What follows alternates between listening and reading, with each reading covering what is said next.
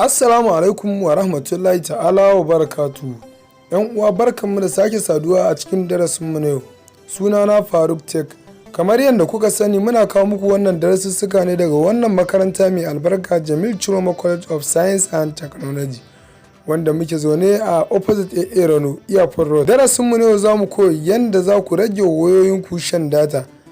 Kar ku manta ku biyo wannan darasin daga farko haka. Manta da danna alamar subscribe da share da like.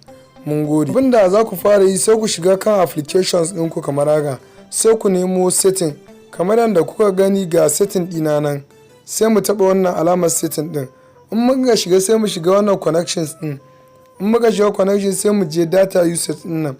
In muka taɓa data usage sai mu taɓa mobile data usage sai mu taɓa shi.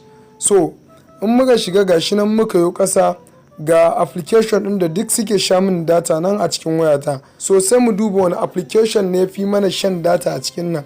Kamar yadda kuka gani ga Google Play Service nan, ga Zeus Launcher nan, ga Acer Screen Recorder. So kowanne gashi nan wannan bilin rubutun ya nuna data da ta sha kenan. So abin da za mu yi sai mu duba wani application ne ba mu amfani da shi sosai. Bari mu ɗauki Acer Screen Recorder sai mu gwada da shi. In muka clicking a kan shi sai mu duba gashi na a ƙasa background data allows this app to use mobile data while running in the background. So in muka tashi wannan shi yake sa automatically kawai wayan mu ta rinka ja mana data. Already ko ba mu amfani da application din muka bude data zai rinka running gashi nan kamar yadda suka faɗa.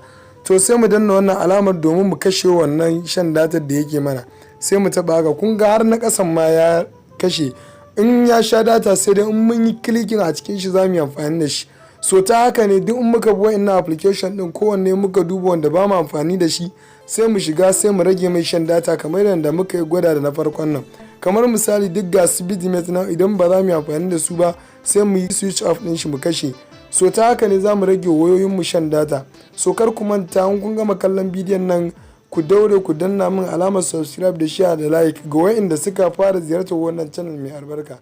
Mun gode.